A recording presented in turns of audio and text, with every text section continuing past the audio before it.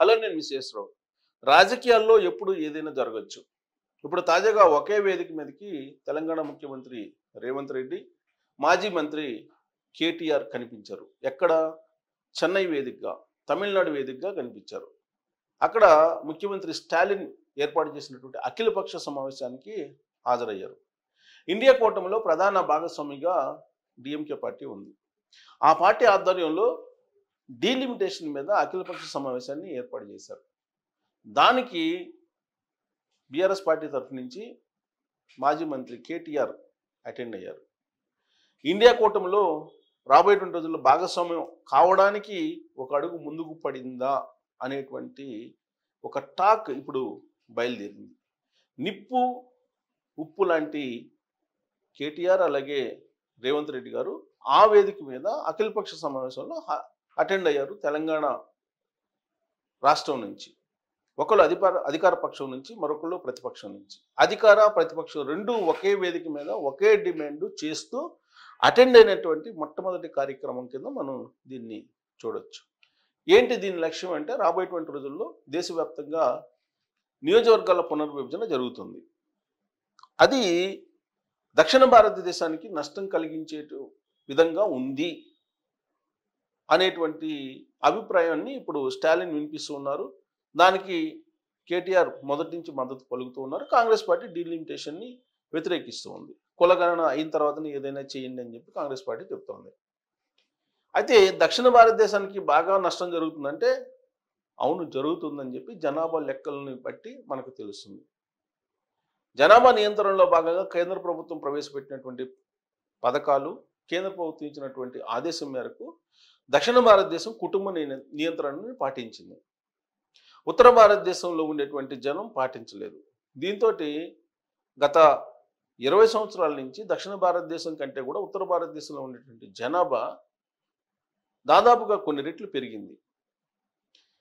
జనాభా ప్రాతిపదికన పునర్విభజన కనుక జరిగితే దక్షిణ భారతదేశానికి నష్టం వాటిల్లుతుంది. శాశ్వతంగా ఉత్తర భారతదేశానికి సంబంధించినటువంటి లీడర్లే ఢిల్లీ పీఠాన్ని ఏలేటువంటి అవకాశం ఉంది. కాబట్టి దక్షిణ భారతదేశానికి ఈ డీలిమిటేషన్ కరెక్ట్ కాదు, దీని ప్రాతిపదికన మార్చాలి అనేటువంటి డిమాండ్ చేస్తూ ఉన్నారు. తెలంగాణ నుంచి వెళ్ళేటువంటి రెవెన్యూ కేంద్ర ప్రభుత్వానికి రూపాయి ఉంటే దాంట్లో పావలా కూడా రాష్ట్ర ప్రభుత్వానికి రావట్లేదు అనేటువంటి ఒక డిమాండ్ని కూడా ఇప్పుడు చేస్తూ ఉన్నారు. కేంద్రం నిధుల్లో నుంచి, కేంద్ర బడ్జెట్లో నుంచి కేటాయింపులు దక్షిణ భారతదేశానికి చాలా తక్కువ ఉన్నాయి, ఉత్తర భారతదేశానికి చాలా ఎక్కువ ఉన్నాయి. దక్షిణ భారతదేశంలో వస్తున్నటువంటి రెవెన్యూని కూడా ఉత్తర భారతదేశంలో ఖర్చు పెడుతున్నారు అనేది మరొక యాంగిల్. ఈ అఖిలపక్ష సమావేశంలో ఇదే ప్రధాన ఎజెండాగా చర్చ జరుగుతుంది. దానికి అటెండ్ అయ్యారు అటు బీఆర్ఎస్ పార్టీ, ఇటు కాంగ్రెస్ పార్టీ నుంచి. ఆ వేదికను చూసినటువంటి వాళ్ళకి రాబోయేటువంటి రోజుల్లో బీఆర్ఎస్ పార్టీ కాంగ్రెస్ పార్టీతోటి కలిసి నడవబోతుందా అనేటువంటి అనుమానం రాక మానదు. వచ్చేటువంటి అవకాశం కూడా లేకపోలేదు. అయితే కేసీఆర్ చాలా రాజకీయ చతురతను అనుసరిస్తూ ఉంటారు, రాజకీయ చతురతను ప్రదర్శిస్తూ ఉంటారు. గతంలో కాంగ్రెస్ పార్టీకి ఇచ్చినటువంటి హామీలు నెరవేరలేదు. కాంగ్రెస్ పార్టీ ఢిల్లీ అధిష్టానానికి అప్పట్లో తెలంగాణ రాష్ట్రం ఇస్తే టీఆర్ఎస్ పార్టీని లేదా ఇప్పుడున్నటువంటి బీఆర్ఎస్ పార్టీని విలీనం చేస్తాను కాంగ్రెస్ పార్టీలని అప్పట్లో ఆయన ప్రామిస్ చేశారనేది విహెచ్ లాంటి సీనియర్లు చెప్తూ ఉంటారు కాంగ్రెస్ పార్టీ వాళ్ళు. తెలంగాణ రాష్ట్రం ఇచ్చిన తర్వాత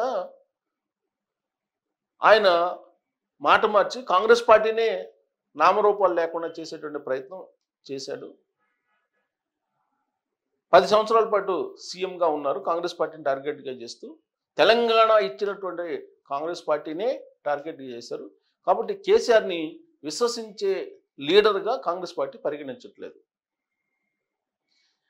at the same time BRS పార్టీని బీజేపీ కూడా విశ్వసించట్లేదు. ఎందుకంటే కేసీఆర్ గారి వాలకం ఢిల్లీలో అనేక సందర్భాల్లో గమనించినటువంటి బీజేపీ అధిష్టానం ఆయన్ని రాజకీయంగా ఏదో ఒకలాగా ఉపయోగించుకోవాలి అనేటువంటి ఎత్తుగడ తప్ప విశ్వసించి ఆయన్ని ఎన్డీఏ కూటమిలో చేర్చుకునేటువంటి సిచ్యువేషన్ కనిపించట్లేదు.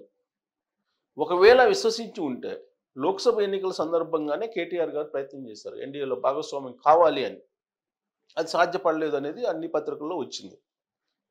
సో కాబట్టి ఇప్పుడు ఉన్నటువంటి ఒకే ఒక ఆప్షన్ కేసీఆర్ గారికి కాంగ్రెస్ పార్టీలో లేదా ఇండియా కూటమిలో ఆయన అడుగు వేయడమే. అంతకు మించిన మరొక మార్గం లేదు అని చెప్పి తెలుస్తుంది. పైగా దక్షిణ భారతదేశానికి సంబంధించిన రాజకీయ పరిణామాలు, రాజకీయ మార్పులు కనుక గమనిస్తే మనం కేసీఆర్ గారు, జగన్మోహన్ రెడ్డి గారు ఇద్దరు ఒక తానులో ముక్కలు.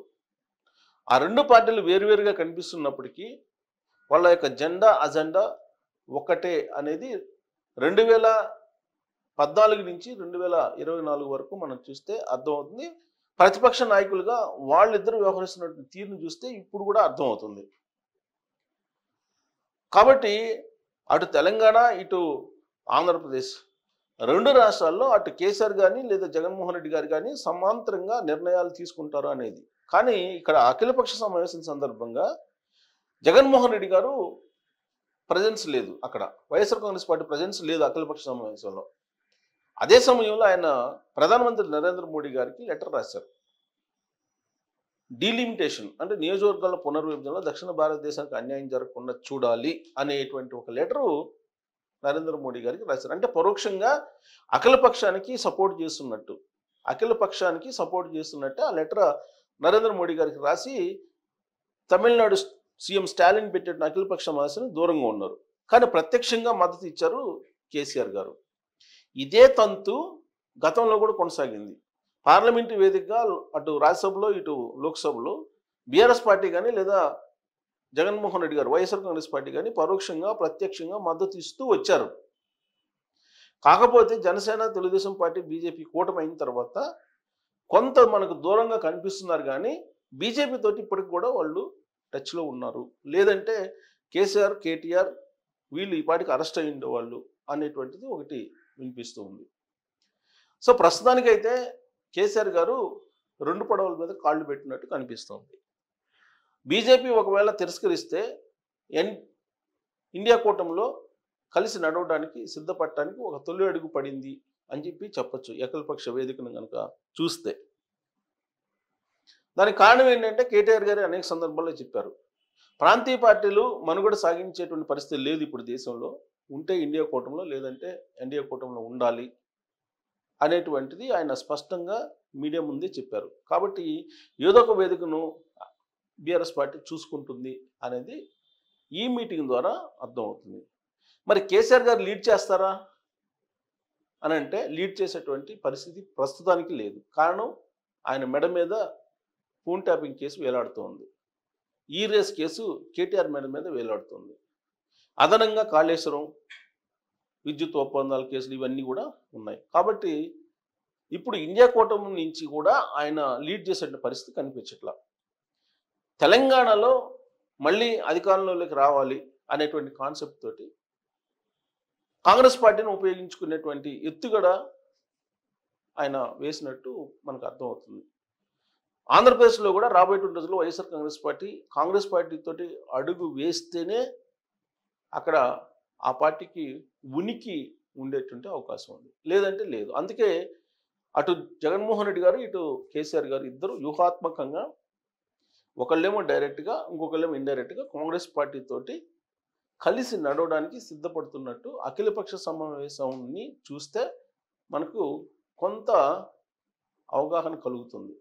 మరి రాబోయేటువంటి రోజుల్లో రాజకీయాల్లో ఎప్పుడు ఏదైనా జరగచ్చు కాబట్టి బళ్ళు ఓడలు కావచ్చు, ఓడలు బళ్ళు కావచ్చు, ఎటైనా స్టాండ్ తీసుకున్నట్టు అవకాశం ఉంది. ప్రస్తుతానికైతే మాత్రం వాళ్ళిద్దరూ ఒకే స్టాండ్లో ఉన్నట్టు తెలుస్తుంది, కనిపిస్తుంది కూడా అలాంటిది. మరి బీఆర్ఎస్ పార్టీని రద్దు చేసేసి అసలు టీఆర్ఎస్ పార్టీని మళ్ళా రివోక్ చేసుకోవాలనే ప్రయత్నంలో కేసీఆర్ గారు ఉన్నారు. ఏప్రిల్ 27న ఆ బీఆర్ఎస్ పార్టీ 25వ సంవత్సరాల సంబరాలు జరగబోతున్నాయి. ఆ రోజు కీలక పరిణామం చోటు చేసుకున్నటువంటి అవకాశం ఉంది. అప్పుడు అటు ఎన్డీఏనా, ఇటు ఇండియా కూటమి అనేటువంటి స్పష్టత గురు శిష్యులకు వచ్చేటువంటి అవకాశం ఉంది. అప్పటి వరకు మనం వేచి చూడాల్సిందే. ఏం జరగబోతుందని చెప్పి మీరు కూడా అంచనా వేయచ్చు. Thank you.